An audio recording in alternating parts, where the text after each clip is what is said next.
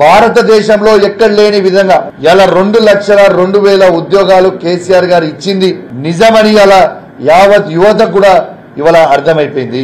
ఇలా ఆఖరికి కేసీఆర్ గారు ఇచ్చిన 30,000 ఉద్యోగాలు ఏవైతే మొత్తం రెడీ చేసి ఉండి అవి ఇవ్వాల్సినవి కూడా ఆ 30,000 ఉద్యోగాలు కూడా కేసీఆర్ గారు ఇచ్చినాయి. వాళ్ళు పత్రాలు ఇచ్చి మేము ఇచ్చినాం. ఎంత సిగ్గులేదంటే ఎవరికో పిల్లలు పుడితే నాకు పుట్టిరు అని ముద్ద అన్నట్టు ఉన్నది వాళ్ళ కథ.